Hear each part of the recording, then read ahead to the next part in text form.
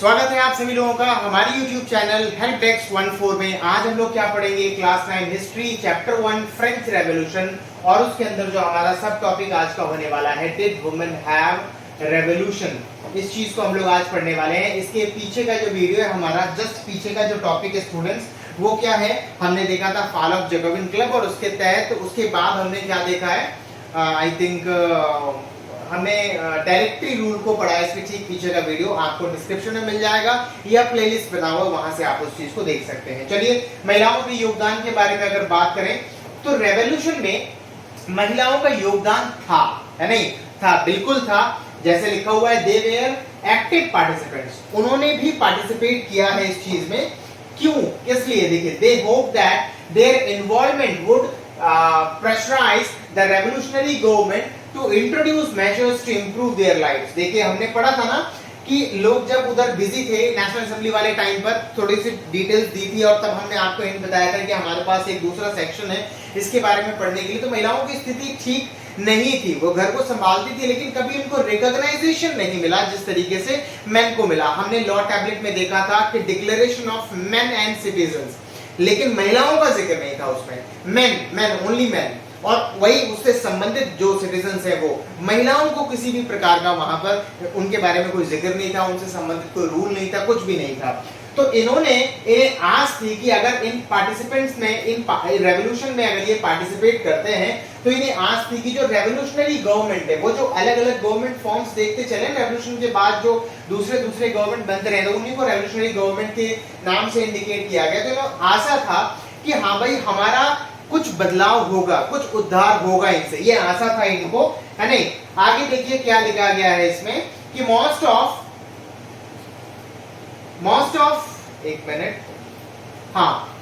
Women of the third state had to work for a living. Most women did not have access to the education और job training. कहने का मतलब है कि अपने जीविकोपार्जन के लिए कई सारी महिलाओं को अलग अलग प्रकार के काम को करना पड़ता था। घरों में, दूसरे के घरों में बर्तन मांजना पड़ता था, कई सारे ऐसे वर्क्स थे जिनको करना पड़ता था। साथ ही साथ किसी भी प्रकार की जॉब की स्पेशल ट्रेनिंग भी इनको नहीं दी जाती थी, और डायरेक्ट एजुकेशन तो इनके लिए था ही नहीं। आगे देखते हैं, working women had also to take care for their families, that is cook, fetch water, queue up for bread and look after the children. Their wages were lower than those of men. कहने का मतलब इतना सारा काम तो ये कर ही रही थी।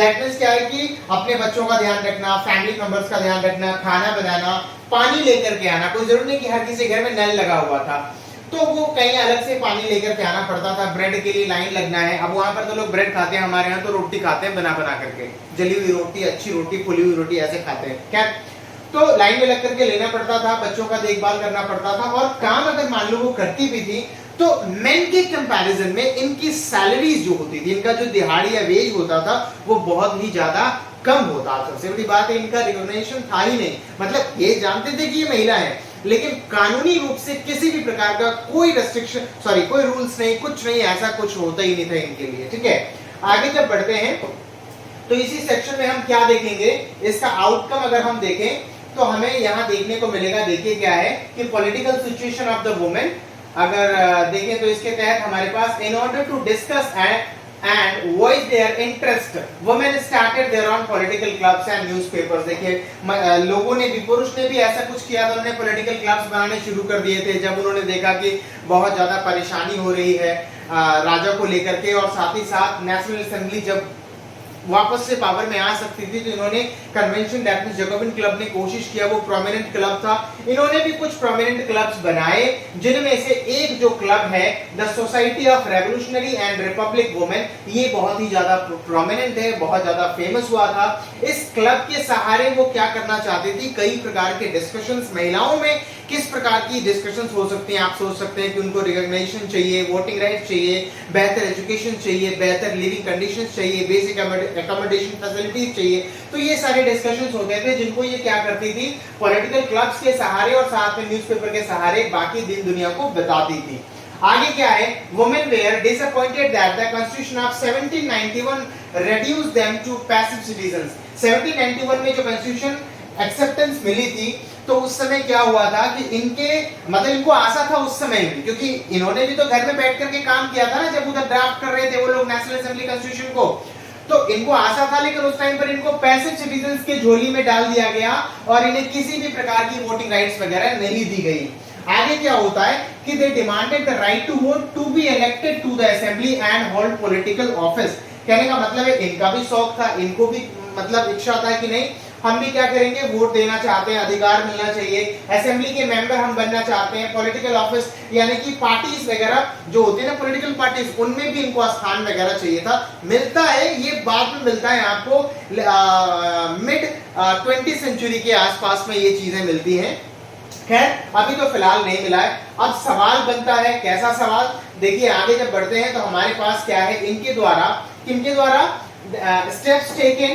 steps taken by the revolutionary government to improve the lives of women। देखो क्या है, हमने देखा कि बहुत सारी डिस्पैरिटीज थी, पॉलिटिकल डिस्पैरिटीज थी। नेशनल असेंबली गई, कन्वेंशन आई, कन्वेंशन ने बहुत कुछ लिबरल किया था सभी के लिए, थर्ड स्टेट्स में जो लोग होते हैं उनके सभी के लिए बहुत कुछ लिबरल किया था। वोटिंग राइट्स तो नहीं मिले थे लेकिन बहुत कुछ लिबरल किया था। देखिए क्या क्या होता है कि with the creation of state schools schooling was made compulsory for girls. लड़कियों को अब कंपलसरी, मतलब ठीक है आप भेजो, पहले क्या था कि नहीं भेजना है, अब क्या है कि लड़कियों को भी भेजो। अब मतलब बीच में जो गवर्नमेंट, रेवोल्यूशनरी गवर्नमेंट है जिन्होंने इनको ये अथॉरिटीज दी थी, बाद में आपको पता चलेगा कि ये भी छिन जाता है। तो फिर क्या होता है कि ये तो हमने बात कर ही लिया। इसके बाद क्या है कि their fathers could no longer force them into marriages against their will। क्या होता था कि आगे फिर क्या कर सकते हैं, जो महिलाएं हैं, जो औरतें हैं, जो लड़कियां हैं, उनके पिताजी जो हैं उनके मर्जी के खिलाफ उनकी शादी कहीं और नहीं करवा सकते थे। होता है ना कि जैसे मान लीजिए कभी कोई जो पेरेंट्स होते हैं वो पैसे की लालच में, नौकरी के लालच में या घर के लालच में अपनी बेटियों को किसी के भी घर भेज देते हैं, जबकि ये जरूरी नहीं होता है। जरूरी क्या होता है, पूछना चाहिए कि आखिरकार ये चलेगा कि नहीं चलेगा। I am not provoking you but this all things are very necessary. आगे जब देखेंगे तो क्या लिखा हुआ है कि marriage was made into a contract entered into freely and registered under the civil law. क्या होता था कि जो पहले शादियां होती थी ना, तो उनमें किसी जैसे जो रीति रिवाज है उसके हिसाब से हो गया। बाद में फिर लड़के जो होते थे वो किस प्रकार से महिलाओं को प्रताड़ित करते थे कि तुम्हें छोड़ दूंगा, मैं चला जाऊंगा, और कभी कभी ऐसा छोड़ के चले जाते थे। और हमने पीछे पढ़ा कि महिलाओं को नौकरी की ट्रेनिंग नहीं मिलती थी, महिलाओं को स्कूलिंग नहीं होता था, वो ठीक से पढ़ नहीं पाती थी, और अगर उनका जो हस्बैंड है वो अगर छोड़ के चला जाए तो आखिरकार कैसे अपना जीविकोपार्जन को वो चलाएंगी। तो ये एक बहुत बड़ा प्रॉब्लम था। तो इसको क्या है कि एक लॉ के मुताबिक रजिस्टर्ड किया जाना था। आगे क्या लिखा है कि divorce was made legal and could be applied for by both men and women. कहने का मतलब क्या है कि डिवोर्स जो तलाक है उसको लीगल कर दिया गया।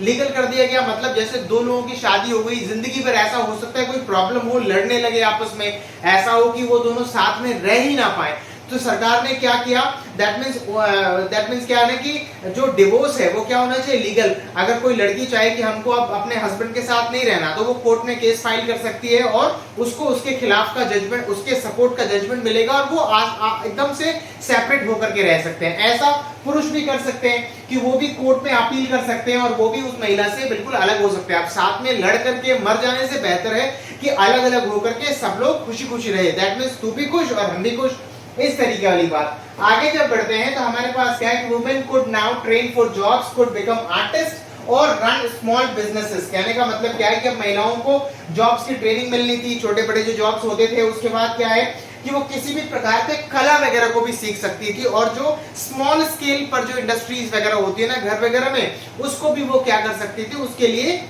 अपने आप को प्रिपेयर कर सकती थी, उसको चला सकती थी। तो ये सब कुछ हमने देखा। तो एक सवाल बनता है, सवाल क्या बनता है कि so with this women struggle for political equality ended. क्या ये पॉलिटिकल इक्वालिटी इतने के बाद ही खत्म हो जाता है? तो सवाल बनता है हमारे तरफ से क्या है कि ना भैया, कैसे खत्म हो जाएगा, बातें तो बहुत बड़ी बाकी हैं अभी।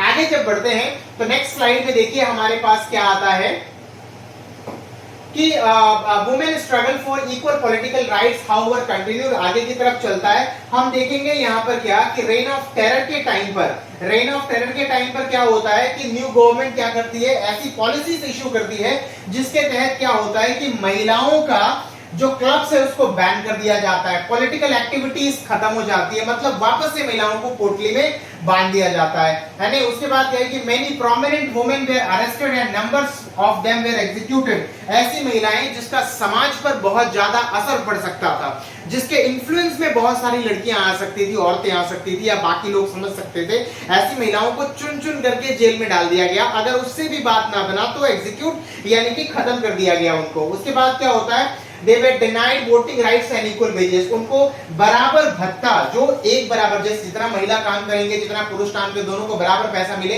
ऐसी बात बिल्कुल भी नहीं। जो पुरुष को मिल रहा है वो मिल रहा है, महिलाओं को कम मिलेगा या नहीं मिलेगा, ये बातें थी। जब आगे बढ़ते हैं तो क्या है कि women movements for voting rights and equal wages continued, ये चलता रहा। उसके बाद क्या होता है कि फ्रेंच रेवोल्यूशन, कहने का मतलब फ्रांस में चीजें कंटिन्यू लगातार चलती रही, वही बातें लिखी गई है, मैं ज्यादा वक्त नहीं लूंगा। लेकिन ये जो रेवोल्यूशनरी वुमेन है और ये रेवोल्यूशनरी ये से लगातार ऐसा चलता रहा कि लोगों को इंस्पायर करता रहा, बाकी जितनी भी यूरोपियन कंट्रीज में महिलाएं हैं ना उनको इंस्पायर करता रहा। और फाइनली 1946 में महिलाओं को वो सारे राइट्स मिल गए जो कि मिलने चाहिए थे, जो हमने ऊपर डिस्कस किए, और भी ज्यादा मिले। और इसी के 3 साल बाद स्टूडेंट्स क्या होता है कि हमारे कंट्री में भी, हमारे हिंदुस्तान में भी सभी महिलाओं को वो सारी राइट्स जो है वो मिल जाती है। स्टूडेंट जब हम आगे बढ़ते हैं तो आगे हमारे पास नेक्स्ट टॉपिक क्या आता है, the abolition of slavery. Students हम इस टॉपिक को नेक्स्ट वीडियो में कवर करेंगे।